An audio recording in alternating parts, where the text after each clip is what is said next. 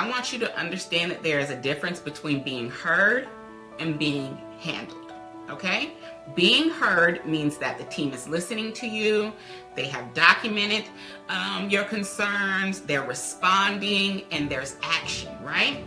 Being handled, on the other hand, means that they sit back, they let you talk, they nod in their heads, they're using kind words, and then nothing happens. Welcome back to Mindful Mondays with Maria, where we center neurodivergent lives, Black families, advocacy, healing, education, and justice. I'm Maria Davis-Pierre, and I'm the CEO and founder of Autism in Black. And today we are going to talk about something that has been heavy on my heart because I've been seeing it more and more lately as I have been going to more IEP meetings. We know that we are at the end of the school year, and for a lot of families, that means IEP meetings, right? Now, I want to give a disclaimer before we get into this, so let me just say this from the beginning. Not every school team is operating in bad faith. I know that. You know that, right? There are some really amazing teachers. I know my children have them, right? There are some amazing therapists. I am one. Some great case managers, great providers who are really doing the work. They care, they're trying, they are stretched thin, as we know, and they still show up for our children. I am not talking about those individuals, okay? But I want to talk about the truth, okay? So, the end of the school year can become a convenient excuse. It becomes a season of let's wait until next year. We'll monitor it in the fall. We don't want to change too much right now. We only have a few weeks left. We'll revisit it. We don't have enough time to evaluate. We'll see how they do next year. And I really need us as parents to understand something. That actually may sound reasonable in the room. It may be said with a soft voice. It may be wrapped in professional language. It may even come with a smile. But delay is not support. And sometimes what is happening in these meetings is that the team is trying to wrap non-action in a pretty bow and hand it to the parent like it's progress. And if that parent does not know the laws, if they don't know the processes, if they don't know what they can ask for, and if they don't know what should be documented, they can walk out of that meeting thinking the school is doing something when in actuality, nothing has changed. Nothing has been added, nothing has been written clearly, no evaluation has been started, no goals have been updated, no services have increased, no data has been provided. As you know, we are big on data, right? No real plan has been made at all. It's just a lot of words. And I really want to talk about that today because our children are not loose ends. Our children are not paperwork to hurry up and finish before summer. Our children are not a box to check, okay? And their needs do not disappear because the school year is ending, right? So with it being the end of the school year, that does not cancel your child's needs. And I really want to start there because I think a lot of parents feel pressure around this time of year, myself included, right? We are dealing with end of year exams, state testing, and we're hearing about, scores they should be making, progress where they should be at, right? Grades, all of that. I get that. I feel that pressure. And you can go into that meeting and the tone is already set before you even sit down. Everybody is tired, right? Teachers are tired, administrators are tired, service providers are tired, parents, we're tired, the kids are tired. Everybody is thinking about summer break, transitions, staffing, schedules, next year's placements, so on and so forth, right? And because the year is almost over, the school may try to make it seem like now is not the right time to bring up concerns. But I want to be very clear. If your child is struggling in May, your child is struggling. If your child has not met goals in May, They have not met their goals, right? If your child needs an evaluation in May, they need an evaluation. If your child's behavior support plan is not working in May, it is not working. If your child's reading, writing, communication, sensory, emotional, behavior, executive functioning, or social needs are not being addressed in May, then they're not being addressed. The calendar does not erase the concern. And sometimes parents will bring something up and the team will say, well, we only have a few weeks left. Okay, what is your point, right? That may very well be true, but what are we going to do with these few weeks, right? What are we documenting? What is the plan? You know, what is going to happen before summer? What needs to happen during summer? What needs to be ready when the academic school year starts again? Because we only have a few weeks left should not mean we are not doing anything. Sometimes those few weeks matter. Sometimes those few weeks are the difference between having something in writing before the break and starting all over again in August or September. And let's just be honest, many parents know what happens when schools say, we'll handle it next year. I know you know. Next year comes and nobody remembers. The staff has changed, case managers may have changed, the teacher obviously has changed, there could be principal changes, the child is in a new classroom, and then what happens? The parent has to explain everything all over again. And suddenly, that concern that was urgent in May becomes a brand new concern to everybody in September. And no, that really is not okay. That is why documentation matters. That's why written requests matter. That's why meeting notes matters.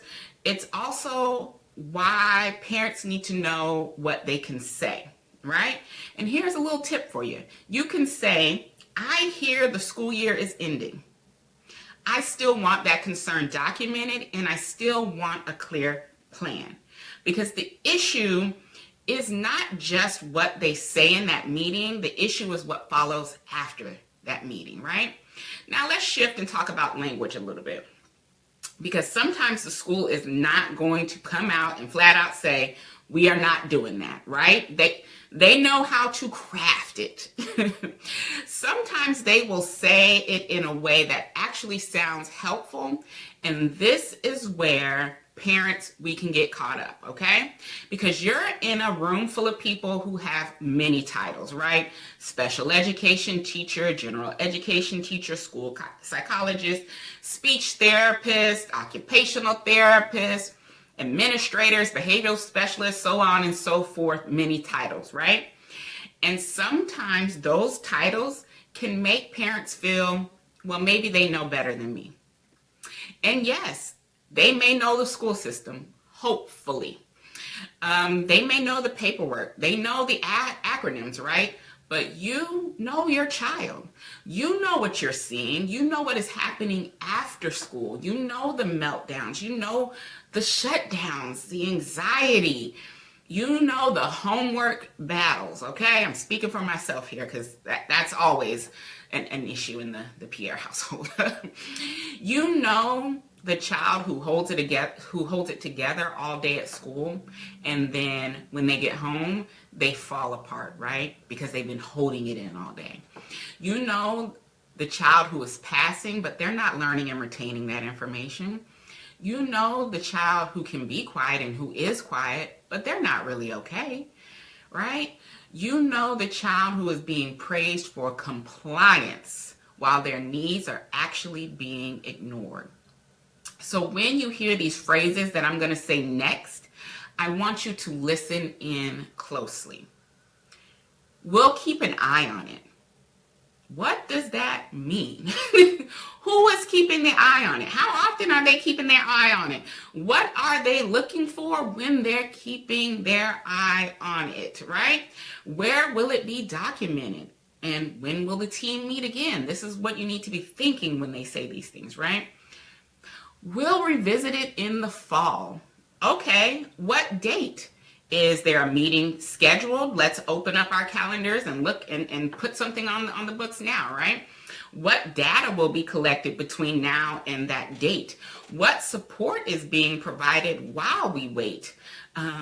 Those are questions you should be thinking about if that phrase comes along. Here's another one. We don't want to overwhelm your child. That may actually sound caring, but sometimes it's used to avoid providing services, okay? So the question then becomes, is my child overwhelmed because they are getting too much support? Or are they overwhelmed because they are not getting the right support? Think about that. Next one. This is one that I hear and have heard in many a meeting. We already do that informally. It's built into my classroom. Okay, then write it down. Because if it's important enough to do, it's important enough to put it in the IEP. Okay, so if it's only happening with you and built into your classroom and you are a teacher who has incorporated that, what happens when they go to the next academic year and that teacher doesn't have it built in? That teacher doesn't think about those things, right? What happens when a teacher is absent and you're the teacher who has it already built in and then the sub comes in, right? What is happening when that child goes to another classroom and it's not built in to that classroom, right? Informal support is not the same as an IEP service or accommodation.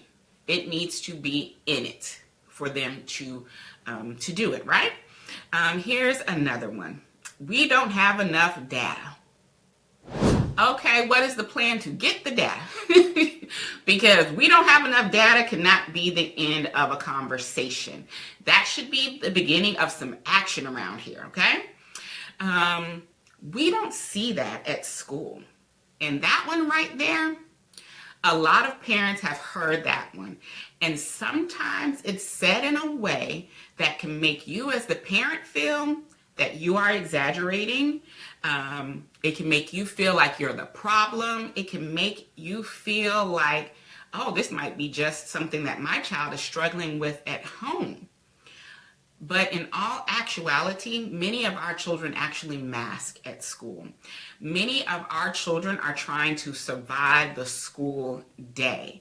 Many of our Black neurodivergent children are trying not to get in trouble. They're trying not to be seen as defiant. They don't want to be labeled as disruptive. They are just trying not to be misunderstood. So they hold it in, right? They freeze, they comply, they go quiet, they people please, right? Then when they get home, they release everything that they've had to carry all day. So when a school says, we don't see that, the response is not going to be, oh, okay, never mind. Let's not worry about that. The response is going to be, let's talk about why there's such a difference between school and home. Let's talk about why my child may be masking all day and during the day at school, right?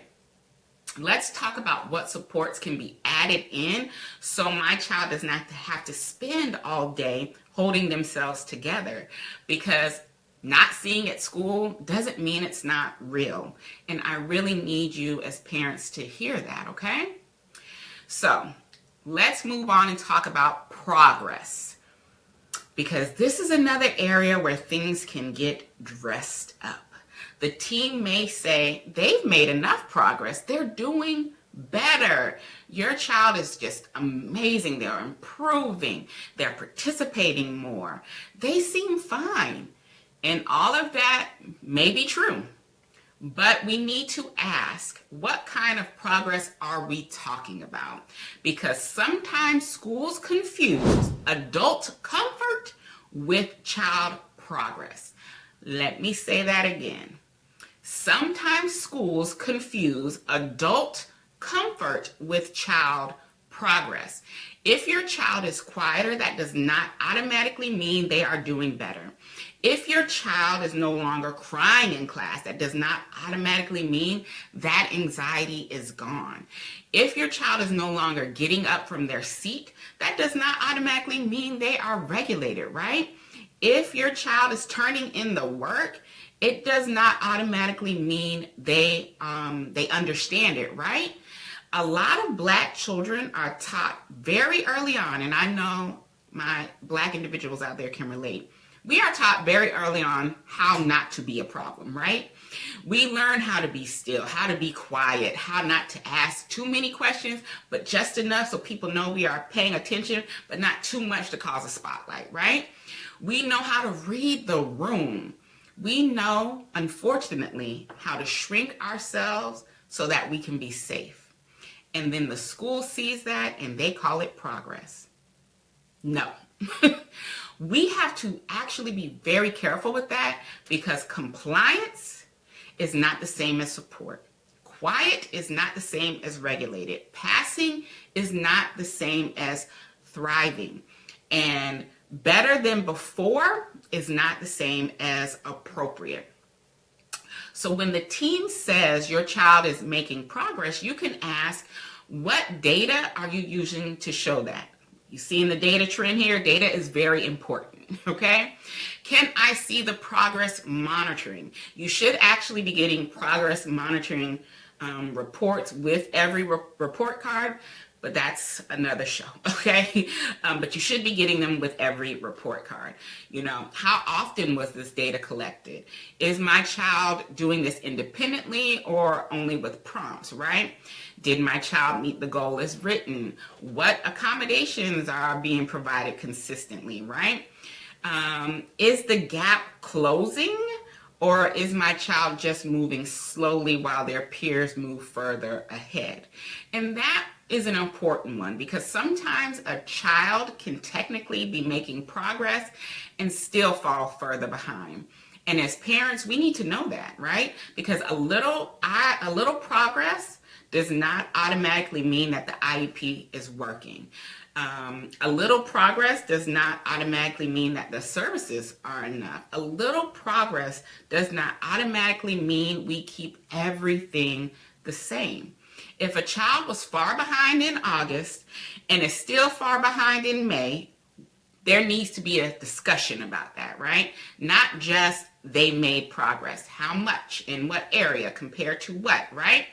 And parents, you are allowed to ask those questions and you're allowed to ask for those receipts, okay? We want the data. I don't want your vibes. I don't want your feelings. I don't want I think, they seem. I want the receipts, okay? Show me the data.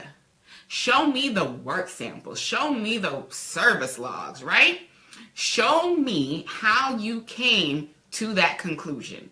Because if you can say it confidently in the meeting, then you should be able to clearly show it to me on paper with the receipts, okay?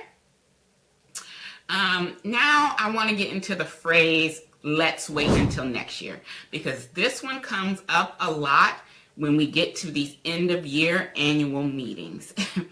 And I know that sometimes waiting just makes sense. I get that. I understand that. Sometimes there is a transition coming. Sometimes the team may need more information. Sometimes that new environment may actually give useful data. But waiting should not be used as a way to avoid responsibility, okay? There is a difference between thoughtful planning and delay. Thoughtful planning sounds like we see the concern. Here is what we are going to do now. Here is what we will collect, that data that we're going to collect. Here is when we'll meet again, okay? We're getting it on that meeting on the books. And here is going to be who is responsible for getting that data, monitoring that goal until this meeting, right? Delay sounds like we'll just see how it goes. There is no timeline that has been formed. There is no written plan. There's no data collection happening, no evaluations getting consent to be discussed, right? No accountability, just vibes vibes and hope.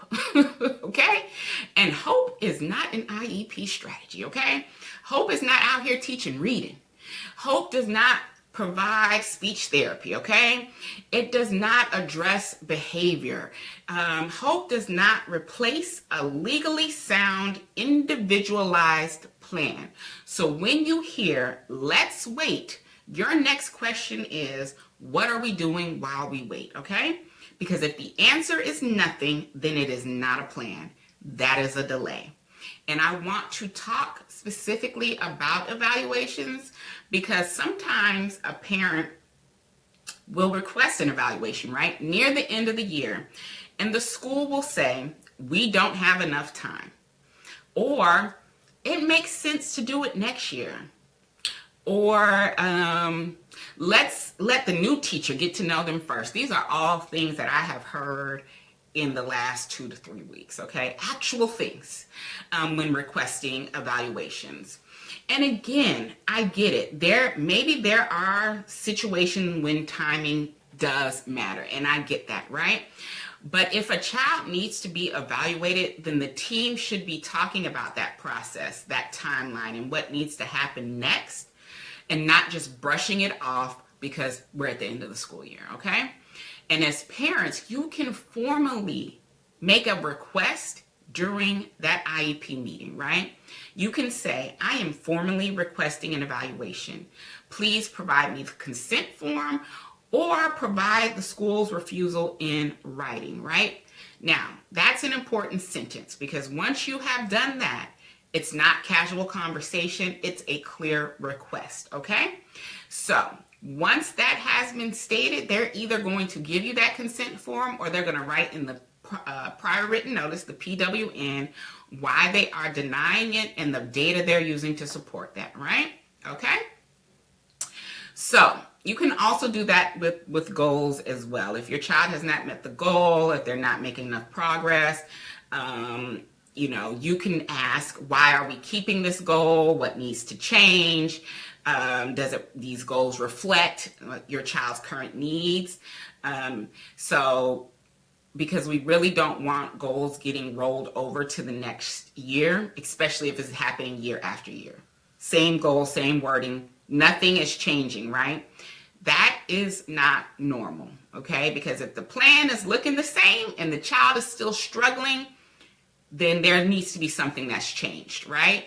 Because it's not supposed to be just a copy and paste document each year. So we want to be making sure that we're addressing those goals as well. You're looking at those goals, you're making sure that they're individualized to your child, right? Reflection of the child and who they are currently, not who they were last year, 2 years ago, okay? Who they are currently in real time, okay?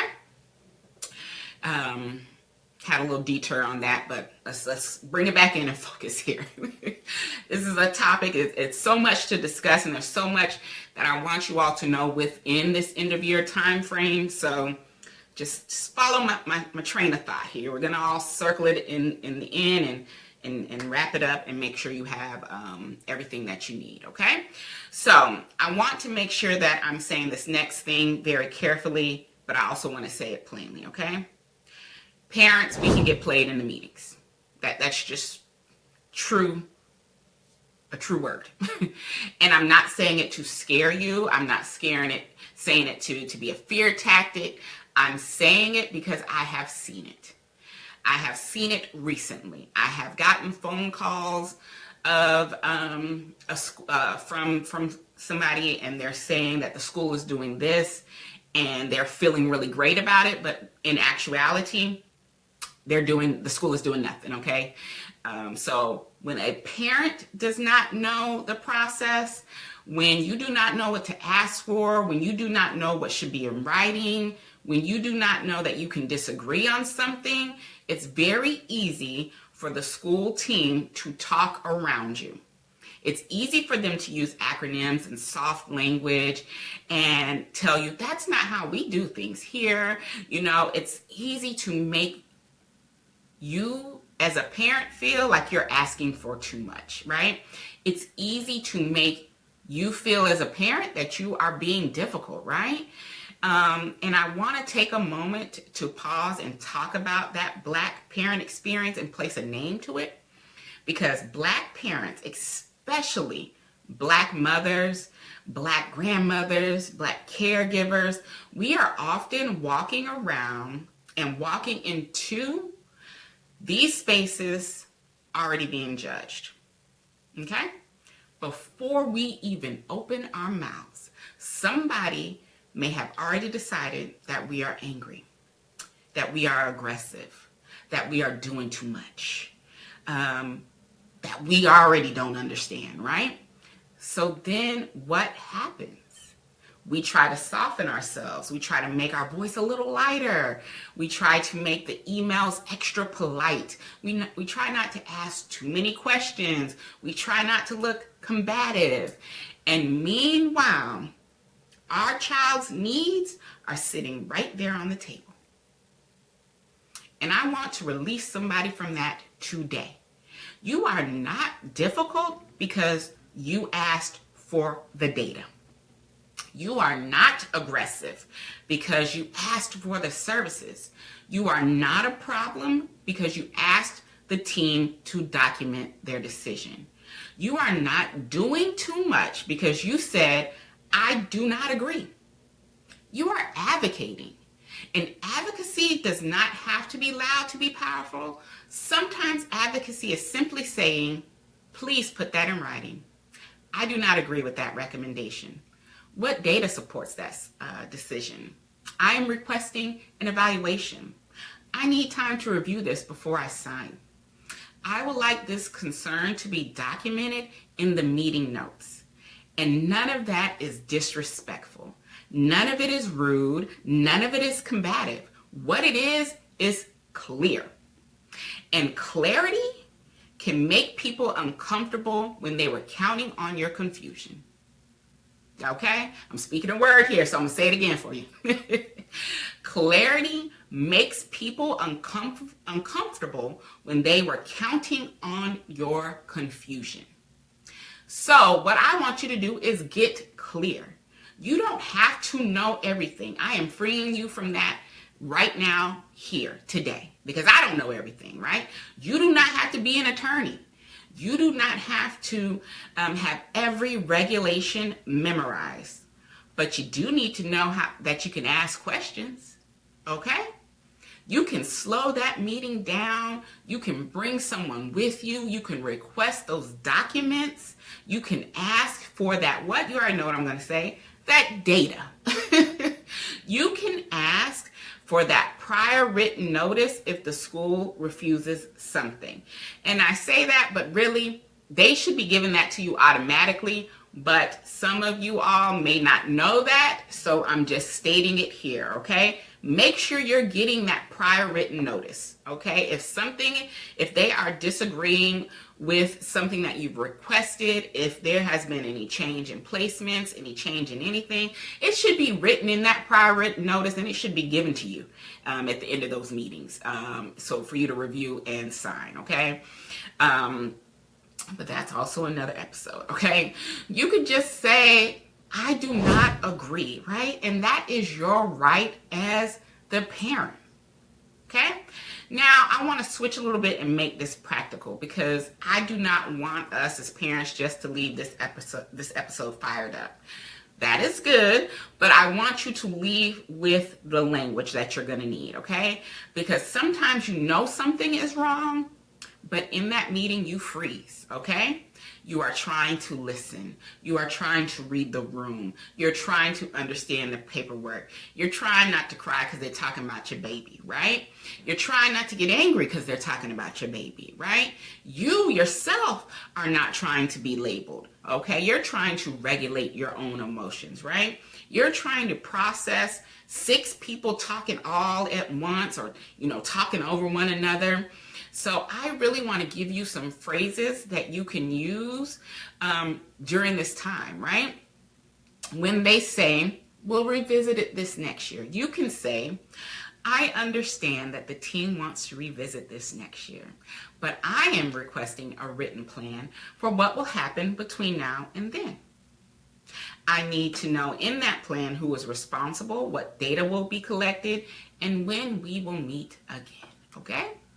When they say, we do not have enough time left in the year, you can say, I understand the timing, but my child's needs are current. I would like my request to be documented, and I would like the team's response in writing. When they say they are making progress, you can say, and I know you know what I'm about to say. I know you know. So you might already know this one. Can you show me the data that supports that? I would like to see the progress monitoring and whether the goal was met independently or with support. When they say we already do that informally, you can say if this support is necessary for my child to access learning, I would like it written into the IEP so that it is consistent across staff and settings. Very important, okay? When they say, let's wait and see, you can say, what support will be provided while we wait? And when will we review it and review whether it's working or not? Okay? When they rush you to agree, you can say, I need time to review this document before I make a decision, right? When the meeting notes do not reflect what was actually discussed, you can say, I would like the notes to reflect that I raised concerns about lack of progress and requested additional support, or whatever was inaccurate, ask them to fix that, right? Okay? I want you to make sure that you are sending paper trails, you're putting everything in writing, sending follow-up emails, documenting all of that, okay? Because sometimes the power is not in saying more, it's in putting it clearly in writing, okay? So make sure you're doing that. So this part is important, okay? This next part that we're going to discuss. Because I want you to understand that there is a difference between being heard and being handled, okay? Being heard means that the team is listening to you, they have documented your concerns, they're responding, and there's action, right? Being handled, on the other hand, means that they sit back, they let you talk, they nod in their heads, they're using kind words, and then nothing happens. Okay? Being heard leads to a plan. Being handled leads to a pretty meeting and no change, okay? And a lot of us as parents are being handled. You leave the meeting feeling like, okay, we have gotten somewhere. But then you look at that IEP and nothing is different.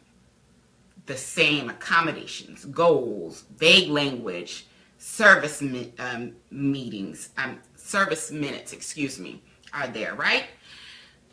The concerns are missing and the lack of accountability is right on in there, okay? Nobody's taking accountability. And that is when you realize they listened to me, but they did not respond to me. They let me speak, but they did not act. And that is why you have to compare the conversation to the document, right? You're not just going to go off feelings and vibes either, okay? You are going to go by what that IEP says. You are going to go by what that PWN, that prior written notice, says. You're going to go by what those notes say, right? You're going to go by all of that, because a pleasant meeting does not mean a productive meeting. And sometimes, especially as Black parents, we are so relieved that nobody was openly disrespectful that we accept politeness as progress. But politeness is not progress, okay? A warm tone is not progress. A smile is not progress, you know. Progress is in the plan, okay? It is the plan changing to meet the child's needs. It is supports being written down, evaluations being initiated, data being reviewed, the team being accountable.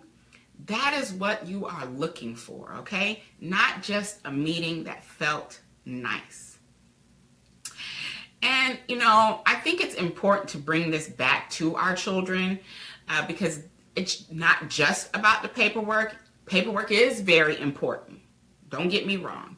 But it's also about our children, okay? This is about Black neurodivergent children who are too often misunderstood, undersupported, over-disciplined, underestimated, and expected to survive in systems that were never built with us in mind. Okay? So when the schools delay services, that delay has a cost. When they are refusing evaluations, that refusal has a cost. When they keep weak goals, it has a cost. When they ignore your concerns as the parent, again, another cost. When they say they're fine because the child is quiet, that has a cost, okay? When they are praising masking and compliance, a cost, a big cost, right? Are you adding up all these costs? And at the end of the day, our children are the ones who are paying for it. They pay for it in their anxiety, in their burnout, in their lost confidence, in the shame, right? In the academic gaps. They pay in feeling like school is a place where they have to perform instead of a place where they are to be supported, right? And as families, we pay too. Parents, we pay when our children come home and they are overwhelmed and they melt down. When we have to reteach everything, when we are chasing emails, sending emails, when we are taking off time for work, for meetings that, quite frankly, didn't even need to happen, right? Where nothing has changed, okay? So, no, this isn't small when we're talking about this. This is not just another end of year annual meeting. This is about whether the system is going to be honest about what your child needs. And I need us as parents to know we are not imagining it, okay? If the words sound good, but the actions do not match, pay attention to that, okay? If they say they are supporting your child, but cannot show you how, pay attention to that, right? I want you to pay attention to these things. That feeling you get in your gut, do not ignore it, right? Because your lived experience with your child matters, okay? So, as we move on to the close, I want to give you a simple way to think about these end of year meetings, okay? Before you leave that meeting, I want you to ask yourselves 3 questions. The first one is, what changed, okay? Not what did they say, what changed? Did goals change? Did services change? Accommodations change? Did support get added? Did the evaluation get started? Did anything actually move? Second, what is in writing? Because remember, if it's not written down, it may not happen, right? Was your concern written down? Was that request written down? Was that refusal written down, right? Were those things written down? Third, who is responsible? Because a plan without a person responsible is just a wish, okay? So, who is collecting that data? Who is sending you the consent form, right? Who is providing that support, right? You need to be thinking about that when you're asking who is responsible, okay? So, these 3 questions can help you see whether you are leaving with a real plan or just a pretty conversation. So, the 3 are: what changed? What is in writing? Who is responsible? That is it. Keep that with you. Those 3 questions, okay? Because sometimes we can get overwhelmed by all of this language that is happening in these meetings, but these 3 questions are going to pull you back in and help you focus on what's important, okay? So, family, as we move through the end of this school year, I really want you to remember these things, okay? Your child does not have to wait until next year to matter, okay? Your child does not have to fail harder before the team responds. And you, as the parent, do not have to accept delay just because it was said politely. You can ask for that clarity. You can ask for that data, right? You can disagree. You can follow up. You can say that is not enough, okay? And none of that makes you difficult. That makes you present. That makes you protective. That makes you the advocate that your child needs. Because at the end of the day, the work is not about being liked by the IEP team. It's about making sure your child has what they need to learn, to communicate, to regulate, to participate, to be safe, and to be seen. So the next time you are in one of these end of year meetings and somebody tries to wrap that delay in a pretty bow, I want you to pause. Look at that document, ask the question, and remember, a pretty bow does not make it support, right? Our babies, our children deserve more than delay. They deserve real support. They deserve real accountability. And they really deserve IEP meetings that are not just completed and check marked off that we did that annual meeting, right? They need these plans to be implemented. So I want you to remember that, okay? And as always, this is Mindful Mondays with Maria. Take what you need. We talked about a lot. Take what you need from this, right? Share this with a parent who is walking into one of these meetings. Save it for next year, right? Anything that you need to do. And just remind yourself that you are allowed to ask for the receipts, okay? I'll see you next time on Mindful Mondays with Maria.